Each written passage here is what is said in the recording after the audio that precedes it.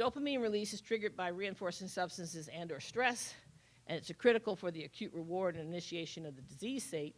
And end-stage dependence results primarily from the cellular adaptations in a part of the brain, the anterior cingulate, and the orbital frontal glutamatergic projections to the nucleus accumbens. So the end-stage development of dependence is because there are adaptations in the brain in response to high volumes of dopamine being released in response to drug taking.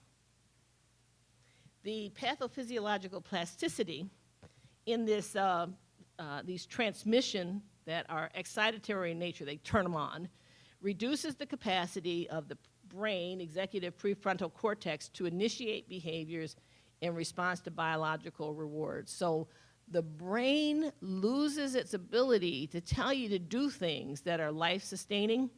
Those activities that are normally rewarded by dopamine lose their salience or importance in your life in comparison to using the drug.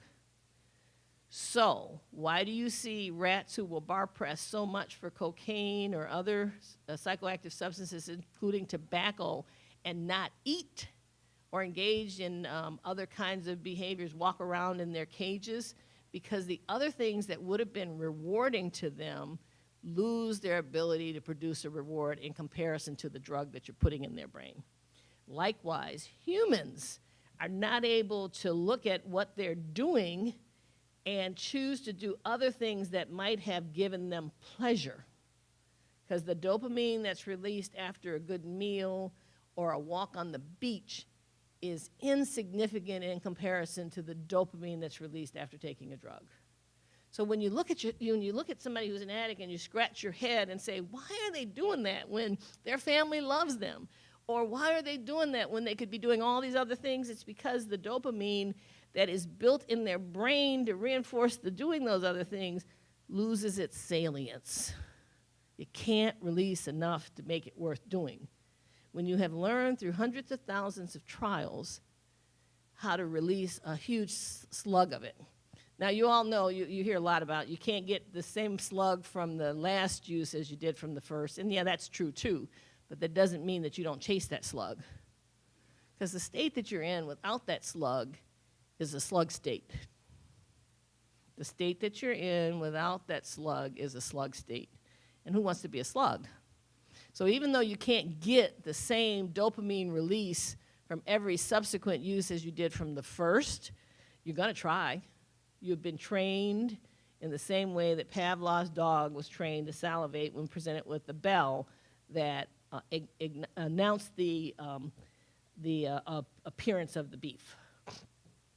So executive controls are lost. Drug seeking becomes more salient than any other drive.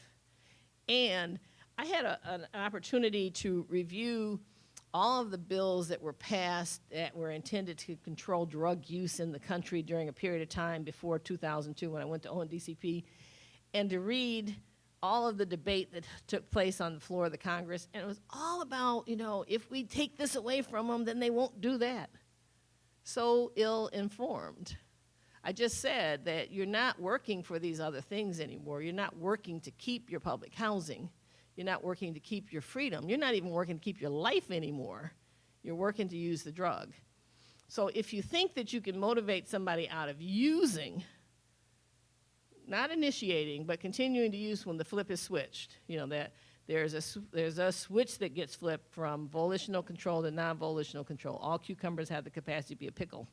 But once you're a pickle, you can't go back to being a cucumber, right? So when that switch flips, you lose volitional control over your decision to use or not. You are not going to motivate that externally.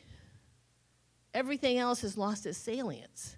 So the risk of losing your public housing or your freedom is not motivating enough in the face of dopamine, which is released in response to a slug of drug.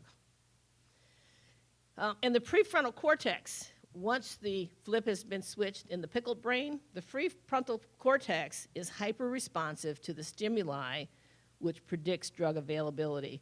So I view craving as an opportunistic disease. The intensity of craving and the frequency of craving is reduced over time when you're in a situation where you're not able to act on a desire to use. But if you release that person from jail and they're walking down the street and they walk past their drug dealer's house, the dope house, craving recurs because there's a high probability that you can predict that you can act on that craving, acquire the drug, use the drug, and recover from the use of drug, only to require the drug more. So the prefrontal cortex is hypersensitive to the stimuli that predict that you can get drugs. There are cellular adaptations in the prefrontal glutaminergic. Glutamine is the thing that turns the brain on. GABA is the brain that turns it off. You have a balance between the two for sleep. You've seen the butterfly sleep commercials. They work on GABA receptors. The way to turn your GABA off when you wake up in the morning to go sit in the sun, because the wavelength of sun stimulates glutaminergic, and it tells your body that you're awake. And it will give you, for those of you who have difficulty with sleep, it will give you the energy to meet the day. Even in the afternoon when you have a slump, if you go sit in the sun for 20 minutes, it will give you the energy to meet the demands of the rest of the day. So this prefrontal glutaminergic innervation of the accumbens, the nucleus accumbens, the accumbens, promotes the compulsive character of the drug seeking. So the compulsive character of drug seeking takes place in this excitatory pathway, and you have a decreased value of your natural rewards. You have a diminished cognitive control. You're not able to exhibit choice, and you have enhanced drive in response to drug-associated stimuli, so that you get this glutaminergic surge, which is excitatory. Why do you think you get that? So that you can engage in the actions and behaviors to get the drug, to use the drug. So not only are you ignoring everything else that would give you pleasure, but when you are in a situation where there are stimuli that are telling you that the drug is available, you get hypercharged so that you can actually act on the desire. So it all works together. And what did I just say? Dopamine release feels good, and it changes the brain. Because it feels good, the things we do to get it to release are repeated, because we want to feel good repeatedly. While dopamine creates changes in many areas of the brain, change in certain areas of the brain are common to all types of substance use, leading to substance use disorders. In the end, changes in the function that support drug use are more powerful than the drive to do almost anything else. Right? You guys are now graduate students of neuroscience. Let's progress the disease in, we have plenty of time left. Let's progress the disease. There is an overpowering motivational strength which reduces or eliminates the ability to control the desire, leaving us with a pathology of motivation, right? You have these competing motivations, and everything else that should be motivating you loses its salience and choice. You lose your ability to choose one thing over another, because the drive to do the thing that leads to drug use is more powerful. And it is a disease of learning. You learn through trials what it will do for you, and memory. And even though you might take that person out of that situation for some time, that memory can be reactivated in powerful ways if you're around the triggers that you associate with being able to get the drug and use the drug, right? So craving recurs, it drives behavior, and you have euphoric recall. And in fact, that memory is so selective, because you remember how good the dopamine felt, but not how bad the arrest did, right?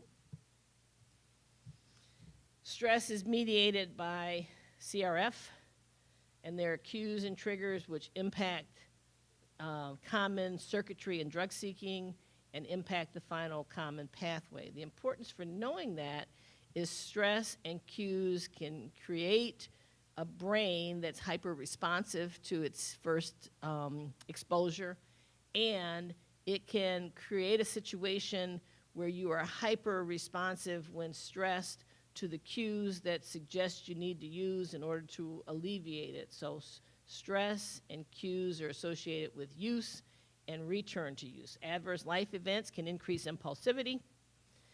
Reversal learning is a problem with people whose brain has been hijacked by the drugs. Addicts don't know they're doing it wrong and perseverate in doing what they do. So we have a saying in the 12-step facilitated world, doing the same thing over and over again and expecting different results. And there are areas of the brain have been found which show deficits, and the deficits in this area, the inferior frontal gyrus gray matter, worsen with conflicts in motivation and choice, and it's worsened with issues with impulse control. So drugs damage the frontal lobe inhibitory systems. And you know, in the brain, there is a push-pull, the yin-yang between excitation and inhibition. And the body is always looking for a balance. But taking something and putting it in the brain can shift the balance, and then the brain tries to restore the balance by either reducing the responsiveness to that, so you have to take more in order to get the response that you were getting. And what we're describing now is tolerance. With repeated use, return diminishes, because the brain is always trying to restore its balance. Stress and cues can increase drug seeking, increase impulsivity, and medications and other treatments that can affect stress and cues and the response to them are being studied. If we can modulate the dopamine system, we might have therapeutic effects of that modulation of the dopamine system. Or if we can find ways to dampen the power of stress to create a response in the individual. So maybe we can change the perception of stress or block the release of CRF. And in the hyper-release of CRF in response to stress, cortisol is released. Cortisol is a thing that gives you the energy to clean your house from top to bottom. Any of you ever been on a Medrol dose pack for a disease? You've taken steroids. I mean, the energy that you get from taking steroids is incredible. The energy that you get from releasing cortisol naturally is incredible. But in the brain that has been affected by chemicals, you get the increase in cortisol in response to the stress, but it should then turn down the releasing factor. It, in fact, doesn't. In stress, it persists in sending the message to release more and more cortisol. So then you get hyperactive and feel anxious, and what does that do in a person who is looking for chemical solutions to life problems? Now you have somebody who feels anxious, and they have a panoply of medications or drugs to select from, so they're now taking something else to modulate the effect of that. So, you know, people who have found that chemicals do for them what they cannot do for themselves typically repeatedly use that set of behaviors to manage what's going on in their life. So we see an enhanced response to repeated exposure, and sensitization is defined as an enhanced response to repeated exposure. And we have described that across substances, we can see this sensitization. The environment is important to consider in how one responds to it. And it is a long-term consequence of exposure in the nucleus accumbens is where this occurs.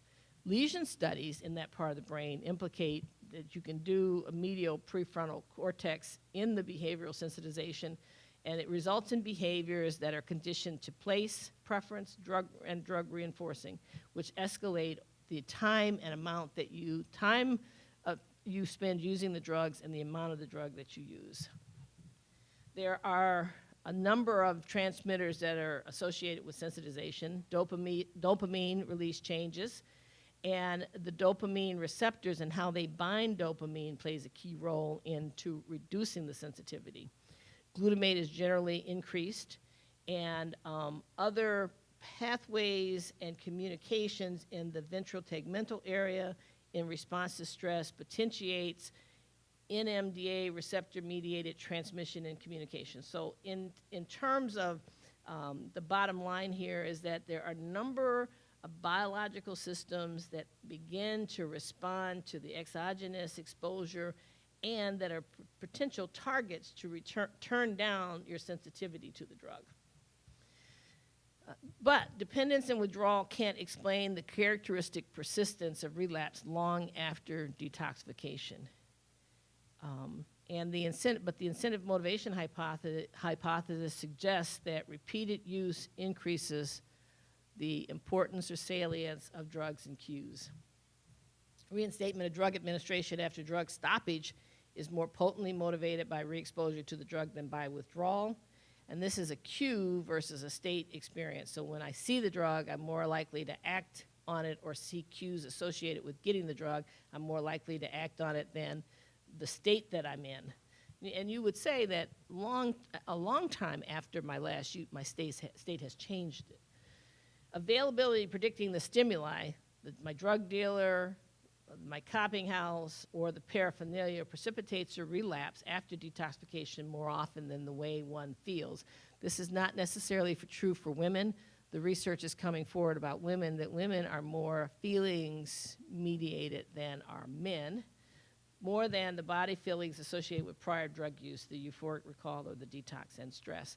So it is very important to put oneself in a protective bubble if one is going to protect against reinstatement and relapse. Reinstatement behavior models relapse. Drug priming leads to a resumption of use, and the shared circuits for reinstatement exist and are responsive to stress, cues, and context. Most of the studies around this involve our understanding of cocaine, but the heroin studies are also beginning to reinforce that notion. So in reinstatement, animals are given a drug in response to lever pressing. The drug is then taken away. The lever pressing extinguishes because the act doesn't produce the reward. But if you prime the brain with a reintroduction of the substance, the lever pressing returns at the previously acquired high intensity. It's my favorite picture in this whole thing. Using a drug once in a small amount can prime the response to drugs and lead to relapse. So we have a saying, one drink is too many and 1,000 not enough. Chemicals can selectively block these cue-induced but not stress-induced priming. And we're looking at anti-priming medications, hoping that we can keep a lapse using again from becoming a wholesale relapse. So to try to reduce the importance of that small exposure to setting off a cascade of behaviors which lead to that big exposure. Naltrexone has anti-priming features, and many of you know that we're using with alcohol use disorders to take away the reward from using, return to use after treatment. Dopamine has mixed results in terms of its salience to reinstatement, but the glutamate pathway shows that it involves an enhanced transmission from dorsal areas of the nucleus accumbens to activate receptors that can be blocked by medications in animal models. So this is an area of very big study. I want to move forward a little bit to the therapeutic implications. Imaging research with humans is in agreement with what we're finding in animal research, where we actually produce animals that have certain genes and areas of the brain that act in certain ways or being exposed to certain chemicals that aren't yet approved for human research. And we know that there are a number of other validation studies underway, so we're on the verge of having some breakthroughs. I want to not talk about craving. If you're trying to improve treatment biosocially, I have what I call the 7 dimensions. You got to get the person to not use, so abstinence is important. Medications are important for primary chemical dependency and comorbid conditions, because an anxiety disorder that's untreated is an inducement to use in post-treatment or inducement to continue to use while in treatment. You need peer support to create cohesion and identification, support the ability to identify, own, and express one's feelings, and to know that it's okay to identify, own, and express one's feelings. You need professional guidance to bond with, to practice surrender with, and to gain insight in working with. And insight is defined as the capacity to recognize that a problem exists paired with a desire to remedy it. Exercise for restoration and protection against injury, which would lead to needing opioid drugs. Diet for restoration and protection. And then restoration of circadian and ultradian rhythms. And then ritual, which includes a wide range of activities and schedule to support change and normalize your circadian and ultradian rhythms. And that ritual sometimes gets prescribed in criminal justice systems as you have to go to 12-step meetings. I know there's some legal challenges to that, and whether that represents a form of religion or not. We have to be able to create enough structure and support in a person's life with their ritualized behaviors, and that I believe it needs to be a component of recovery. Research is clear that people who go to 3 or more meetings a week do better than those who go to 2 or fewer, and they do better than those who go to none. So if you don't recommend it, you're not exposing them to one of the greatest tools for recovery that they could have. Thank you very much.